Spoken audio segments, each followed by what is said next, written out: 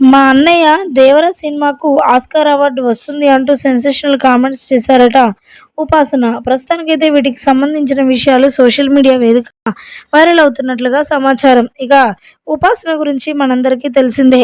రామ్ చరణ్‌కి, ఉపాసనకి ఎంత బాగా ఉంటుందో. ఇద్దరు చాలా మంచిగా కలిసి ఉంటారు. ఎటు వెళ్ళినా కలిసి వెళ్తూ ఉంటారు, వస్తూ ఉంటారు.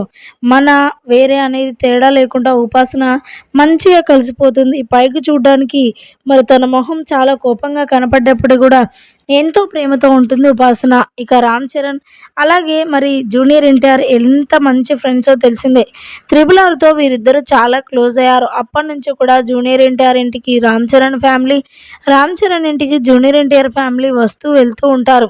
అయితే రీసెంట్‌గా సెప్టెంబర్ 27వ తారీఖున మరి కొరటాల శివ దర్శకత్వంలో వచ్చిన 'దేవర' మూవీ ఎలా మరి వసూళ్లు రాబట్టిందో, ఎలాంటి పేరు ప్రఖ్యాతలు గాంచిందో మనందరికీ తెలిసిందే.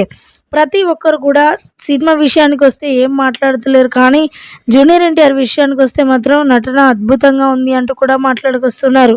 అప్పుడు ఎలా 'త్రిబుల్ ఆర్'కు ఆస్కార్ అవార్డు వచ్చిందో, ఇప్పుడు కూడా కొరటాల శివ దర్శకత్వంలో చేసిన 'దేవర' మూవీ కూడా ఖచ్చితంగా ఆస్కార్ అవార్డు వస్తుంది అంటూ కూడా మాట్లాడుకొస్తున్నారట మెగాస్టార్ చిరంజీవి కోడలు ఉపాసన. ప్రస్తుతానికైతే వీటికి సంబంధించిన విషయాలు సోషల్ మీడియా వేదికగా వైరల్ అవుతున్నట్లుగా సమాచారం.